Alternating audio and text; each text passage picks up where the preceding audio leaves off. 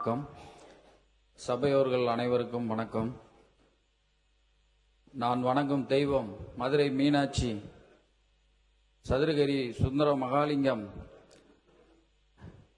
மற்றும் பாப்பாவட்டி அருள்மிகு ஒச்சாண்டம்மன், கருமாத்தூர் இருக்கும் 42 தெய்வங்களும் அனைத்து குல தெய்வங்களையும் வணங்கி என்னை எங்கிருந்தாலும் ஆசீர்வதித்துக் கொண்டு இருக்கும் எனது தந்தை சித்தர் மகாலிங்க சுவாமியை வணங்கி எனது உரையை ஆரம்பிக்கிறேன். கன்னிப்பேச்சு.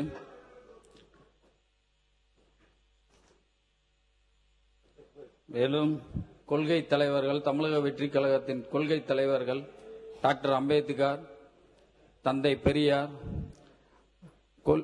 காமராஜர், வேலுநாச்சியார், அஞ்சலை அம்மாள் அவர்களை போற்றி வணங்கி அவர்களோட கொள்கையும் அவர்களோட வழிபாடு அவர்களோட வழியிலும் எப்பொழுதும் நடப்போம் என்றும், அதேபோல 2026 தேர்தலில் எனக்கு வாக்களித்து என்னை வெற்றி பெற செய்த எனது தொகுதி மக்களுக்கு அவர்கள் பாதத்தில் விழுந்து இந்த நன்றியை தெரிவித்துக் கொள்கிறேன். என்ன சட்டசபைக்கு அனுப்பியதற்கும் நன்றியை தெரிவித்துக் கொள்கிறேன்.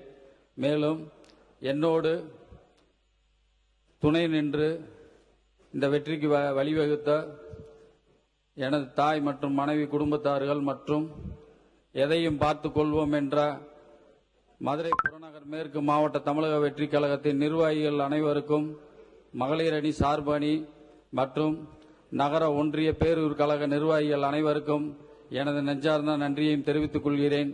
2026 தேர்தலில் ஒரு போர் என்றே சொல்லலாம்.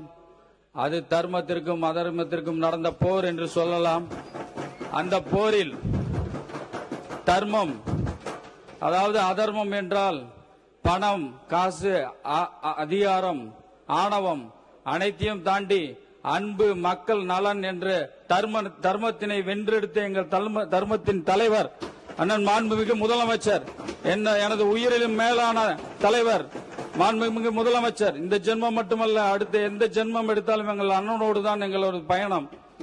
அதே போல 30 ஆண்டுகளாக ரசிகர் மன்றம், நற்பணி இயக்கம், மக்கள் இயக்கம், தமிழக வெற்றி கழகம் என்று 30 ஆண்டுகளாக எங்களை வழிநடத்தி ஒரு தந்தை போல வழிநடத்தி இந்த அளவுக்கு ஒரு சாமானியனர் இங்கே கொண்டு வந்து சேர்ந்த பொதுச் செயலாளர் அவர்களுக்கும் எனது மனமார்ந்த நன்றியை தெரிவித்துக் கொள்கிறேன்.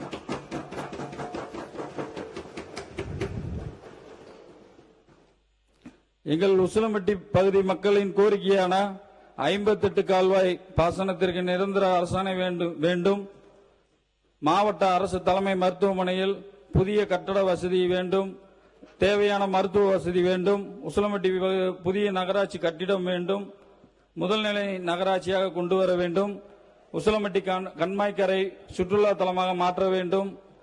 உசிலம்பட்டி பகுதியில் மல்லிகை பூ நிறைய விவசாயம் செய்கிறார்கள். அதனால் வாசனை திரவிய தொழிற்சாலை அமைத்து தர வேண்டும்.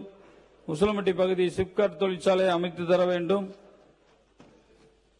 உசிலம்பட்டி பகுதியில் பெண்களுக்கு அதிக வேலை வாய்ப்பு இல்லாமல் இருக்கிறார்கள். அவர்களுக்கு வேலை வாய்ப்பு வழங்குவதற்கு தொழிற்சாலைகளும் கைத்தறி உற்பத்தி மற்றும் பயிற்சி மையங்களும் ஏற்படுத்தி தர வேண்டும். உசிலம்பட்டி மகளிர் மற்றும் அரசு பள்ளியே இல்லை.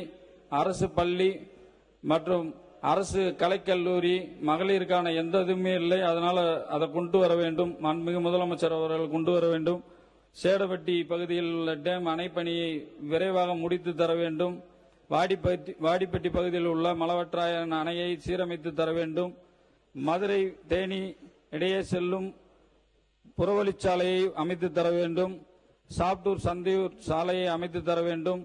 மல்லப்புரம் மயிலாடும்பாறை வரை உள்ள சாலையை அமைத்து தர வேண்டும். வீடற்ற கிராமிய கலைஞர்கள் வீடு மற்றும் உதவித்தொகை 40 வயதிற்கு மேற்பட்ட கிராமிய கலைஞர்களுக்கு மாதாந்திர உதவித்தொகையை வழங்க வேண்டும். உசிலம்பட்டி பகுதியில் ஒருங்கிணைந்த வணிக வளாகம் அமைத்து தர வேண்டும். ஒருங்கிணைந்த தானிய பதப்படுத்தும் நிலையம் வேண்டும். நீதிமன்ற ஒருங்கிணைந்த வளாகம் வேண்டும். நீதிபதிகள் குடியிருப்பு வளாகங்கள் வேண்டும். உசிலம்பட்டி காவல்துறைக்கு நகர் காவல் நிலையத்திற்கு கட்டிடம் அமைத்து தர வேண்டும்.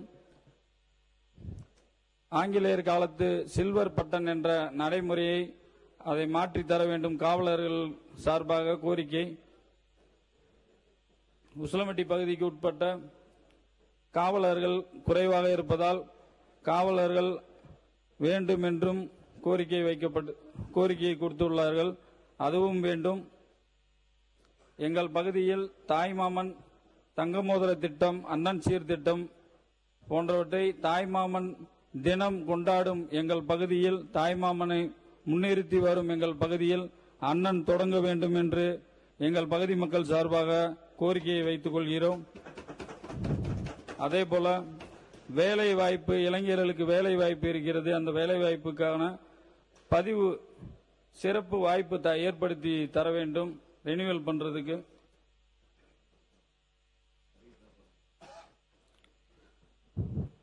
அதேபோல ஒரு வேதனையான விஷயம், அதை நான் இந்த இடத்தில் கூற வேண்டும். 30 ஆண்டுகாலமாக தண்ணீரே இல்லாமல் எங்கள் பகுதி மக்கள் மிகவும் வாடிக்கொண்டிருக்கின்றனர். இரு பெரும் ஆளும் அரசுகள் என்று கூறிக்கொண்டு இருக்கும் அவர்கள் தண்ணீரை தராமல் அவர்கள் செய்த சாதனை ஒன்று. எங்கள் மக்களின் வேதனை மட்டும்தான் அவர்கள் செய்த சாதனை. ஏனென்றால் 58 கால்வாயிலிருந்து தண்ணீர் தரவில்லை என்றதை இங்கே கூறிக்கொள்கிறோம். உட்காருங்க. அதே போல உட்காருங்க.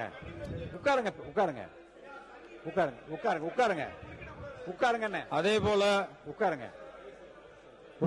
அதே போல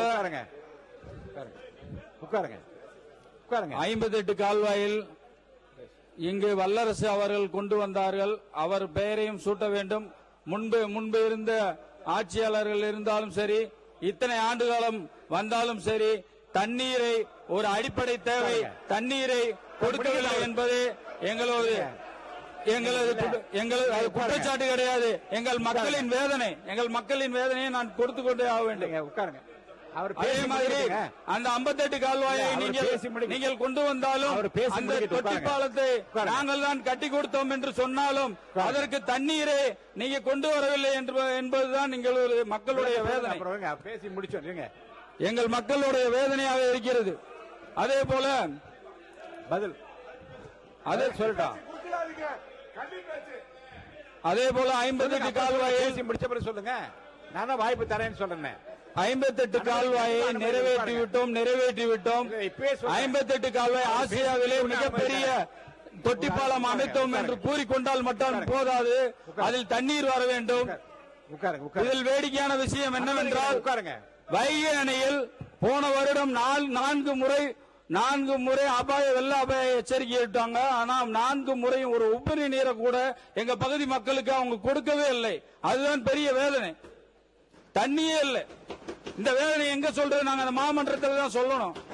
ஏன்னா இன்னொரு விஷயம், இங்க இருக்க சட்டமன்ற உறுப்பினர்கள் அனைவரும் 200 அடி 300 அடியில தண்ணி இல்லைன்னு சொன்னாங்க. ஆனா 200 அடி 300 அடியில தண்ணி இல்லைனாலும் எங்க பகுதியில் 1100 அடி போட்டாலும் தண்ணியே இல்லை.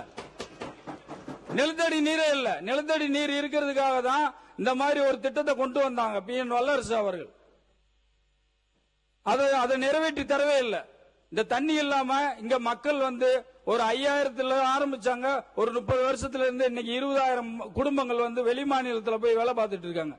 இந்த மக்கள் எல்லாம் வெளி மாநிலத்தில் வேலை பார்க்கறதுக்கு ஒரு அடிப்படை வசதி, ஒரு விவசாயிகள் தண்ணி இல்லாம இருக்காங்கன்றத எங்களோட கோரிக்கை. அது ஒரு பிரதான கோரிக்கை. எங்க மக்கள் ரொம்ப வேதனையான விஷயம். ஒரு விஷயத்தை கூட செஞ்சதில்லை. இன்னொரு விஷயம், நல்ல வேளை தமிழக வெற்றி கழக அரசு இந்த தடவை வந்துருச்சு. இல்லைன்னா எங்கள் பகுதியே இந்த மேப்பிலே காணா போயிருக்கும். உசிலம்பட்டி மேப், அந்த மேப்பில் தமிழ்நாடு மேப்பிலே உசிலம்பட்டி காணா போயிருக்கும். எந்த ஒரு நலத்திட்டையும் செய்ததே இல்லை. ஏன்னா நான் இதை சொல்லிதான் ஆகணும். இது பாதிக்கப்பட்ட ஒருத்தர் நானும் ஒருத்தன் தான். பாதிக்கப்பட்ட மக்கள் நானும் ஒருத்தன் தான். அதனாலதான் நான் சொல்றேன், எங்கள் மக்கள்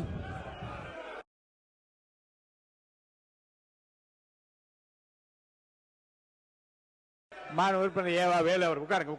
ஒருத்தர் மட்டும் உட்காருங்க. பேரவைத் தலைவர்களே உட்காருங்க. மாண்புமிகு பேரவைத் தலைவர் அவர்களே இருங்க. நீங்க முதல்ல இருங்க. சொல்லிக் கொண்டே இருந்தால் உறுப்பினர் முதல்ல இருங்க. உட்காருங்க. மாண்பு உறுப்பினர் உட்காருங்க. நீங்க உட்காருங்க. மாண்பு உறுப்பினர் இருங்க. உங்களை மட்டும் நான் பேச அனுமதி. இவ்வளவு பேர் உங்க பின்னாடி இப்படி நின்னா என்ன நியாயம்? யார் கண்ட்ரோல் பண்றது? அப்புறம் யார் அவையை கண்ட்ரோல் பண்ண முடியாமோ? உட்கார சொல்லுங்க முதல்ல.